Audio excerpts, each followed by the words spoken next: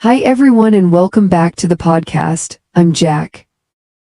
And I'm Emma. It's good to have you here. Today, we're talking about something you probably do every single day, even if you don't always notice you're doing it. Disagreeing with people. Having a different opinion. Telling someone that you don't see things the same way. And doing all of that without turning a normal conversation into an argument. Which is harder than it sounds. Much harder. Especially in English. Why especially in English? Because when you're speaking your native language, you probably know instinctively how strong your words sound. You know which expressions are too direct. You know when to soften something. You know when a joke is appropriate. And you can hear the difference between someone who's disagreeing with you and someone who's attacking you. But when you're learning English, you might know the dictionary meaning of a sentence without knowing how it feels. That's a really important distinction. For example, you're wrong. Grammatically perfect. Very clear. And probably not the best way to start a conversation. Unless your goal is to make someone angry. Exactly. So today we're going to look at something more complicated than simply learning polite phrases. We're going to talk about how people actually disagree. How to disagree at work. With friends. With family. With people you barely know. And maybe most importantly, how to disagree when you care about the relationship. Because sometimes the problem isn't the disagreement itself. It's what the disagreement seems to mean. Right. If you tell me you don't like my favorite restaurant, I probably don't care. Unless it's a really good restaurant. But if you tell me that an idea I've spent 6 months working on is terrible. Now we're having a different conversation. Exactly. Because now you're not just disagreeing with an opinion. You might feel like you're rejecting something I've created. Or even rejecting part of who I am. And that's where disagreements become emotional. Let's start with something simple. Okay. I think people should work from home whenever possible. I disagree. Same. That was easy. Was it? I don't think so. You just said I disagree. What's wrong with that? Nothing is wrong with it. Then why did you ask? Because it depends on the situation. Explain. If we're having a formal debate, I disagree is completely normal. Sure. But if we're sitting in a cafe having a casual conversation, I disagree can sometimes sound more serious than you intend. Really? It can. I don't hear it that way. That's probably because you use it naturally. Maybe. Imagine I say, I think working from home gives people more freedom. And I say I disagree. It sounds like we're about to have a debate. Maybe we are. But if you said, I'm not sure I see it that way, it feels different. Less confrontational. Exactly. So let's slow that down. Good idea. I'm not sure I see it that way. It's one of my favorite expressions for disagreement. Why? Because you're clearly saying you have a different opinion, but you're not telling the other person that their opinion is stupid. You're separating the person from the idea. Right. So instead of saying you're wrong, you're saying I see the situation differently. That's a much healthier way to disagree. But isn't there a danger of becoming too polite? What do you mean? Sometimes people use soft language so much that nobody knows what they actually think. That's true. Someone says, "I'm not sure I completely agree," when they actually mean, "I strongly disagree." And then everyone walks away confused. Exactly. So being polite doesn't mean hiding your opinion. It means expressing it without unnecessarily attacking the other person. That's the balance. Let's go back to our example. I think people should work from home whenever possible. I'm not sure I see it that way. Why not? Because I think working from home is great for some people, but I don't think it's automatically better for everyone. Okay, Some people are more productive at home, I agree with that. but other people need the structure of an office. That's fair. And for younger employees, being around more experienced colleagues can be useful. That's actually something I hadn't considered. So I'm not saying you're completely wrong. You're saying my argument is too broad. Exactly. That's an important phrase. Which one? That's too broad. Yes. It doesn't mean the person's entire idea is wrong. It means they're making a general statement that may not apply to every situation. For example, working from home is always better. You could say, I think that's a little too broad. Or I'm not sure we can generalize like that. That's a more advanced expression. What does generalize mean? It means to make a broad statement based on limited examples or information. So if I say young people don't want to work hard, that's a generalization. A very common one. And probably not a very useful one.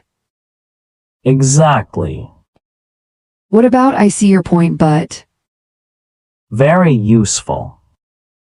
And very common. It's one of the safest ways to disagree. Why? Because before you introduce your disagreement, you acknowledge the other person's reasoning. So you're saying, I understand why you think that. Yes, But not necessarily, I agree with you. that's the important part. So if you say, I see your point, but I think there's another side to this, you're not agreeing. You're showing that you've listened. That's different. Very different. Let's try it.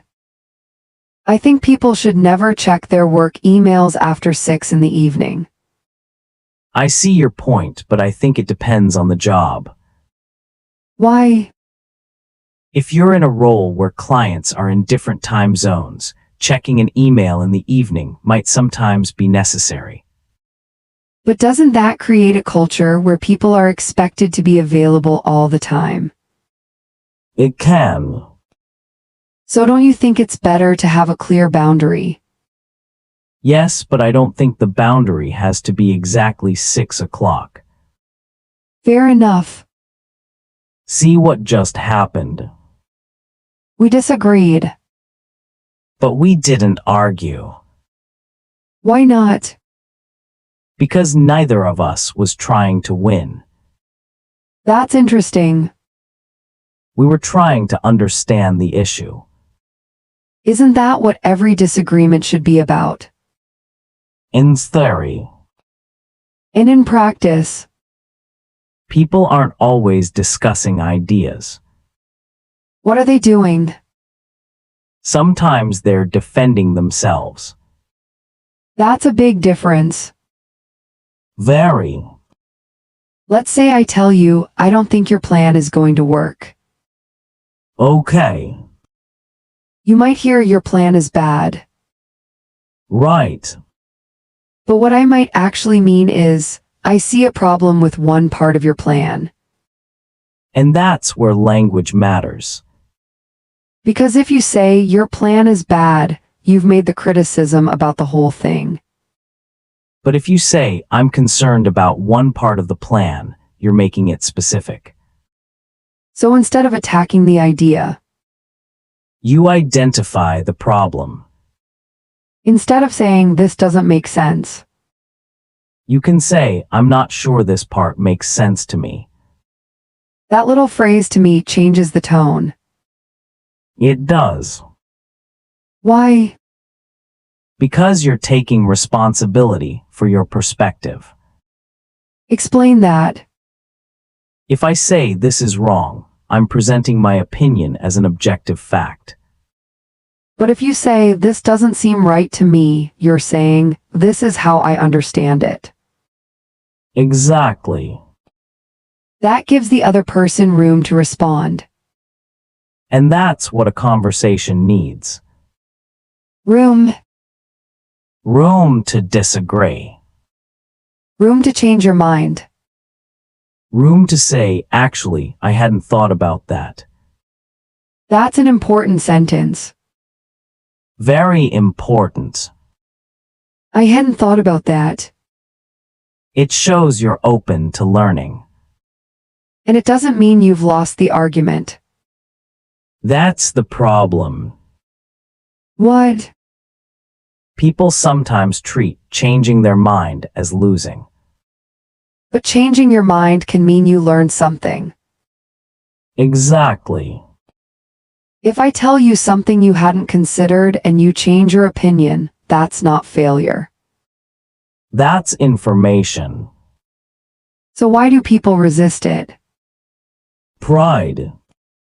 Pride, Sometimes. fear, Definitely. fear of looking stupid, Fear of losing status. fear that the other person will think you're weak.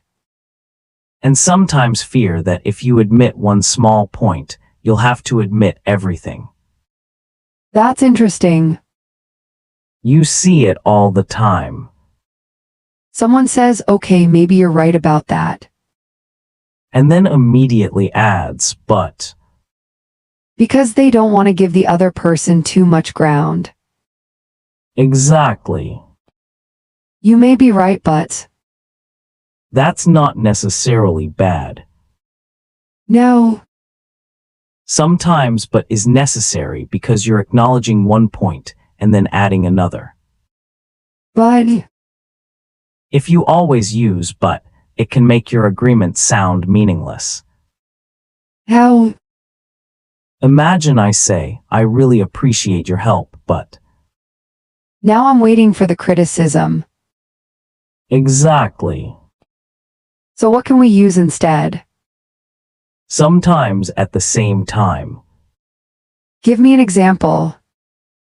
I agree that the deadline is tight. At the same time, I think we need to make sure we don't sacrifice quality.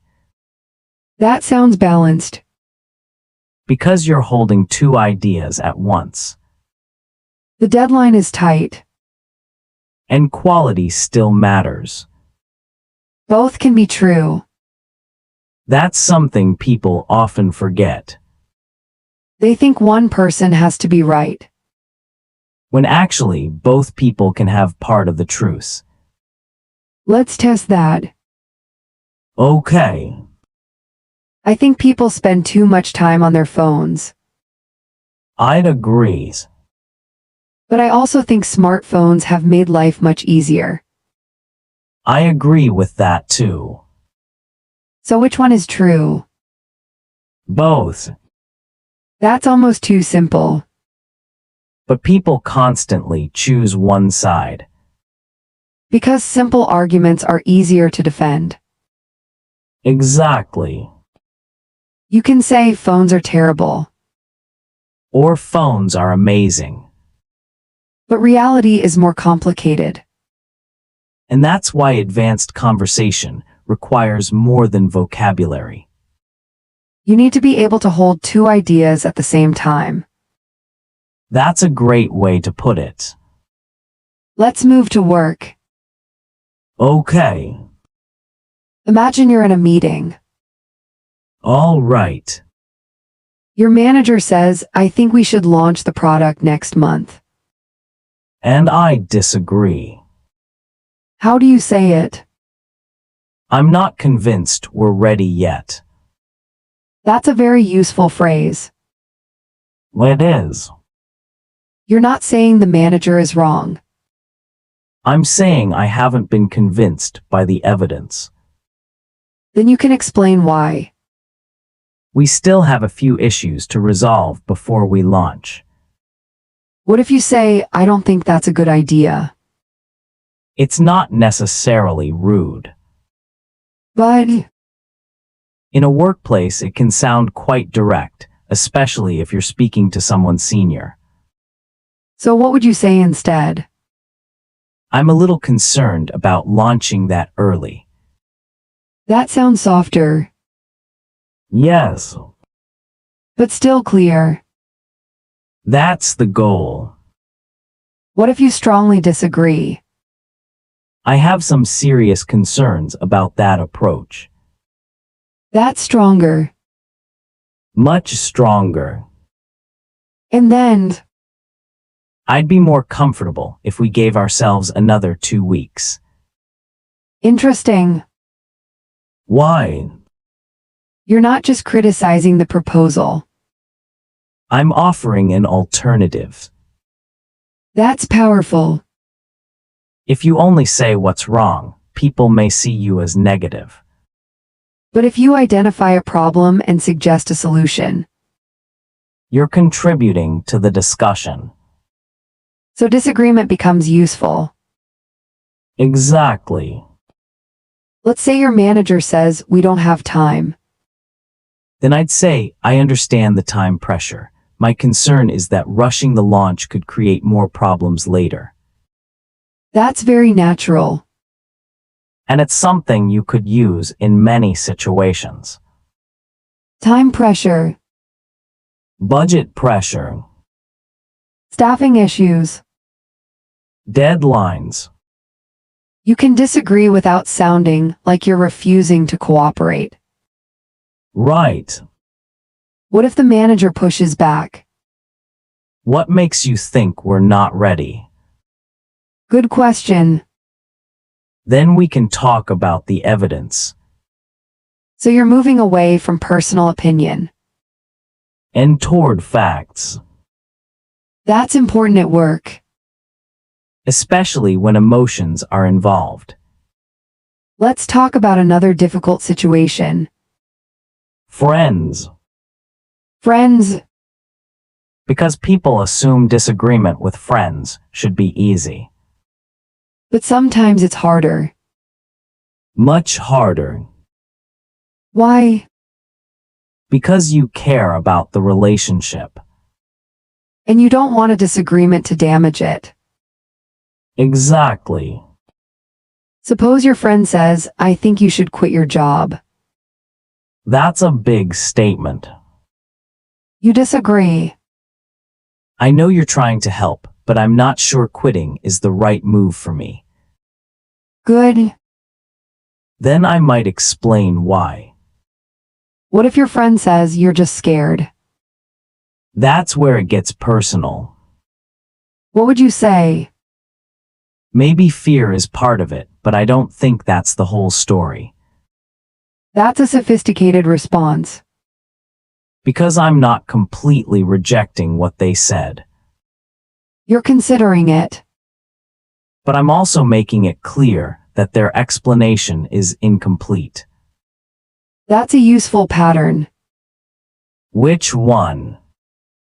Maybe X is part of it, but I don't think that's the whole story. You can use that everywhere. Give me another example. Maybe money is part of the problem, but I don't think that's the whole story. Another.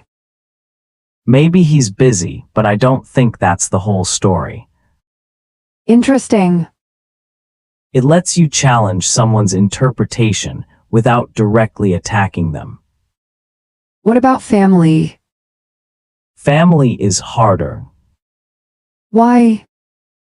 Because family members often feel entitled to have an opinion about your life. That's true. They might say you should get married.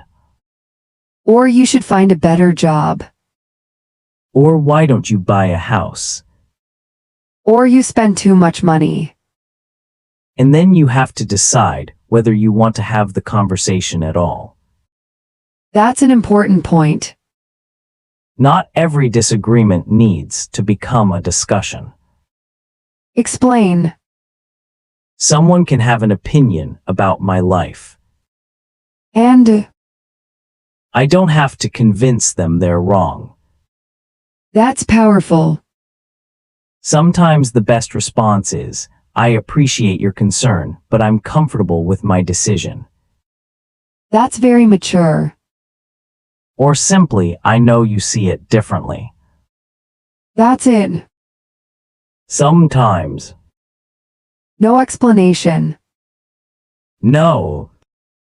No debate. No. Why? Because the goal isn't always to reach agreement. That's probably one of the biggest ideas in today's episode.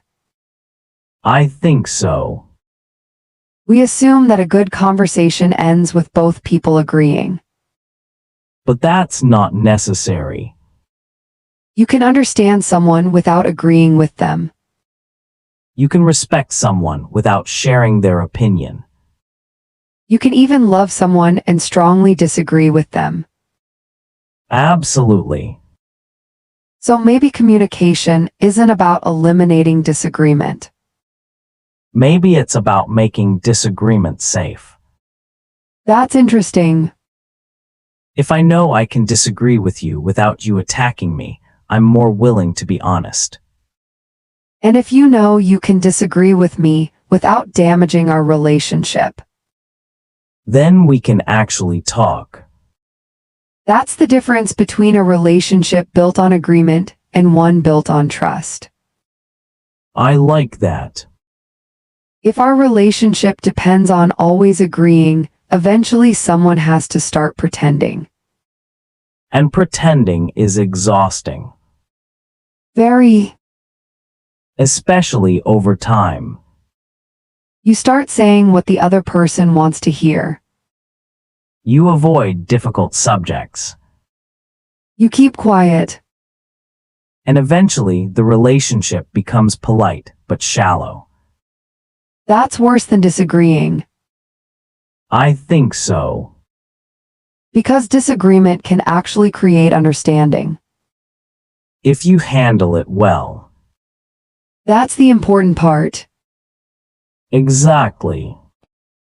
Let's talk about some phrases for challenging someone's opinion. Okay. I'm not sure that's necessarily true. Very useful. When would you use it? When you think someone's statement is too certain. For example, People who work from home are less productive. I'm not sure that's necessarily true. Exactly. What about I'm not convinced? That's stronger. Example, I think this strategy will increase sales. I'm not convinced. Mining. I don't have enough evidence to believe that. Right. What about I see where you're coming from? That's a great expression. What does it mean? It means I understand why you have that opinion. But you may not agree. Exactly. For example, I see where you're coming from, but I think we're looking at this from different angles. that's very natural. Another useful one is, that's one way of looking at it. I like that one. It can be polite. But it can also be slightly sarcastic. Very much so. If I say, I think everyone should quit their job and travel the world, That's one way of looking at it. you're not exactly enthusiastic. Not exactly. So tone matters.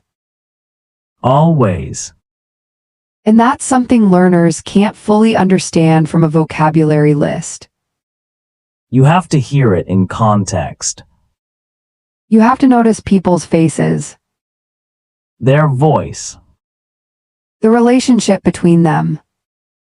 And what happened before the sentence. That's why listening to natural conversations is so valuable. Because meaning isn't just in the words. It's also in the situation. And the intention. Let's talk about one expression that can cause problems. Actually. Why? Because actually can be useful, but depending on the context, it can sound like you're correcting someone. For example, Actually, you're wrong. That's pretty direct. very. But actually, I think there's another way to look at it, is softer. So the words around it matter. A lot. What about no, that's not true? Also quite direct. Can we soften it? I'm not sure that's quite right. That's much better. I don't think that's entirely accurate. That's more formal. Yes. Or, I'm not sure I'd put it that way. I love that expression. Might too. What does it mean? It means I don't agree with the way you've described it. Without saying they're completely wrong. Right. For example, if someone says she doesn't care about her career, I'm not sure I'd put it that way. then I think she's trying to find a better balance, very useful. especially when the issue is complicated. So we have a whole range. From very direct I disagree. to softer I'm not sure I see it that way. to more careful, I'm not sure that's entirely accurate. and then very strong. I strongly disagree. Exactly. But there's another question. What? How do you know which level to choose? Context. That's not very satisfying. It's true. Give me something more practical. Okay. If you're talking to a close friend, You can usually be more direct. a colleague, Depends on the relationship and the topic. your manager, Usually soften the language and focus on the issue rather than the person. a customer, Be respectful and professional. a stranger. Depends on the situation. So there isn't one perfect phrase. No. There's only a phrase that's appropriate for that moment. Exactly. And that's why memorizing phrases without understanding context doesn't get you very far. Unite judgment. And judgment comes from exposure, Listening. reading, Having conversations. making mistakes. And noticing how people react. Let's make a mistake right now. Okay. Tell me something you disagree with. I think people should answer messages immediately. I completely disagree. Same. What's wrong with that? Nothing. But you sound annoyed. Because you said completely. So I completely disagree is too strong. Not necessarily. It depends. Yes. If we're debating something important, it's fine. Right. But if we're having a relaxed conversation, It can sound more confrontational. What would you prefer? I'm not sure I agree with that. Okay, Or I see it a little differently. that's softer. Much softer. So let's try again. I think people should answer messages immediately. I see it a little differently. I don't think people should feel obligated to respond immediately. That's good. And now you can disagree with me. I think it depends on the message. That's fair. See, We just disagreed without fighting. and now we can go deeper. Why do you think people should respond immediately? Because if you don't respond, people might think you're ignoring them. That's true. And But I think people have become too available. what do you mean? We're constantly reachable. Because of phones. Exactly. So your concern isn't really about messages. It's about expectations. Interesting. If someone can see that I received your message, they may expect an immediate response. Even if I'm busy. Right. And if I don't respond. You might think I'm being rude. So the technology creates a social expectation. That's what I think. I hadn't considered that. There it is. What? You changed your mind a little. Maybe. And you survived. Barely. Good. But that's actually the point. Yes. A conversation becomes interesting when neither person knows exactly where it's going to end. That's true. If I already know I'm going to defend my opinion no matter what you say, we're not really having a conversation. We're giving speeches at each other. That's what many arguments become. Two people preparing their next response instead of listening to the current one. That's a great description. And there's another problem. What? Sometimes we listen for weaknesses instead of meaning. Meaning? You're talking, and I'm not really trying to understand you. You're waiting for a contradiction. Or a mistake. So you can attack it. Exactly. That's not listening. No. That's collecting ammunition. And it changes the whole conversation. So maybe one of the best ways to become better at disagreeing is to become better at listening. Absolutely. Before you respond, try to explain the other person's point in your own words. For example, So if I understand you correctly, you're saying that working from home is useful, but you don't think it should become the default for everyone. exactly. Then I can disagree with the actual argument.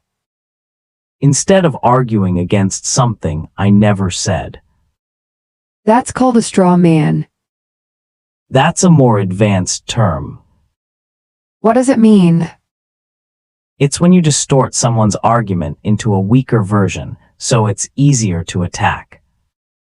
For example, I say, I think people should have more flexibility at work. And you respond, so you think nobody should ever work in an office. That's not what you said. Exactly. But it makes the argument easier to attack.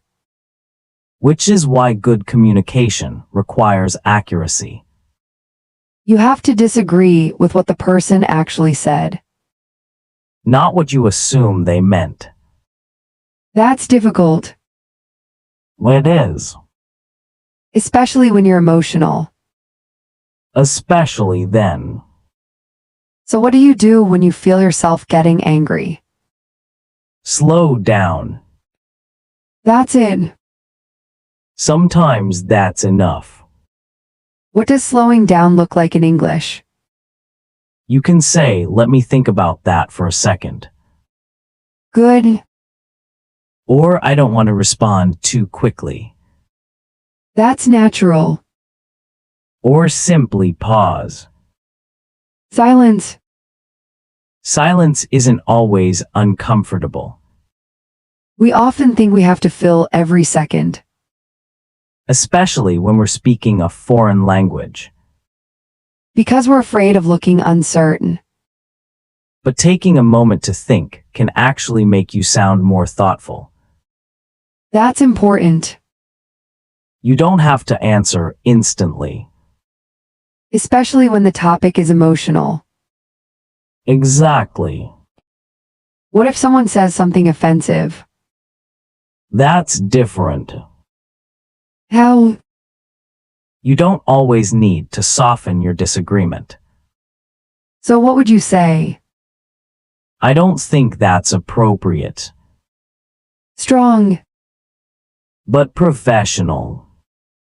Or I strongly disagree with that. very clear. Or that's not something I'm comfortable with. That's useful when the issue affects you personally. Yes, So being polite doesn't mean accepting everything. definitely not. You can be respectful and still draw a line. In fact, sometimes being too polite can create another problem. What problem? People may think you're okay with something when you're not. So clarity matters. Very much. This is probably where English learners struggle. Because they often think polite English means indirect English. But indirect isn't always clear. Right. You can say, maybe we could possibly consider. And nobody knows what you actually want. Whereas you could simply say, I don't think that's going to work. polite enough. If you say it calmly and explain why, yes. So tone and structure matter as much as vocabulary. I would say more. More. You can use very simple words and still communicate respectfully. And you can use sophisticated vocabulary and still sound rude. Exactly. That's something language learners should remember. Don't focus only on sounding advanced. Focus on sounding appropriate. That's a much better goal. Let's go back to our original question. How to disagree naturally. Maybe the first step isn't learning how to say, I disagree. It's learning how to show that you've listened. Then explain your perspective. Then give your reason. And if possible, leave room for the other person to respond. That's the structure. For example, I see your point, I'm just not sure I agree because. That's great. Or, I understand where you're coming from, my concern is. Very useful at work. Or, that's a fair point at the same time, I think. Good. Or, I hadn't thought about it that way, but I still think. That's especially good because you're showing that you've listened. And you're not pretending to agree. Right. Let's have one final disagreement. Okay. I think people spend too much time trying to find the perfect career. I disagree. Why? Because I think your career affects such a huge part of your life that it's worth thinking carefully about. But isn't that exactly the problem? What do you mean? People think they need to find the perfect career before they can start moving. That's different. How? I'm not saying you need the perfect answer. You're saying you should take it seriously. Yes, But how seriously? seriously enough to understand what matters to you. And then, Try something, even if you're not sure. especially if you're not sure. So maybe we're not actually disagreeing. Maybe not. You think people should think carefully. And you think they shouldn't wait for certainty. Those two ideas can exist together. Exactly. There it is. What? The thing we've been talking about for 30 minutes. That two ideas can both be true. Maybe that's the real skill. Not learning how to win disagreements. Learning how to stay curious while you disagree. I like that. Because once you decide you already know everything, the conversation is basically over. And once you're willing to say, I might be wrong, something changes. You become easier to talk to. And people become more willing to talk to you. That's probably a good place to finish. I think so. So if you're learning English, don't only practice saying what you agree with. Practice disagreeing. Practice saying, I'm not sure I see it that way. I see your point, but I'm not convinced. I'm not sure that's necessarily true. I understand where you're coming from. I see it a little differently. I'm not sure I'd put it that way. I hadn't thought about it like that. But don't memorize them as isolated sentences. Listen to how they're used. Notice how strong or soft they sound. Think about who you're talking to. And most importantly, listen before you respond. Because good communication isn't about always having the perfect answer. It's about being able to stay in the conversation even when you don't agree. And sometimes you may finish the conversation still disagreeing. And that's okay. You don't have to win. You don't even have to change each other's minds. Sometimes understanding the other person's perspective is enough. Thanks for spending this time with us. We hope today's conversation gave you some useful English, but also something to think about. And the next time you disagree with someone, try something different. Instead of thinking, how do I prove them wrong? Ask yourself, What am I missing? that one question can change a conversation. We'll see you in the next episode. Take care. Bye.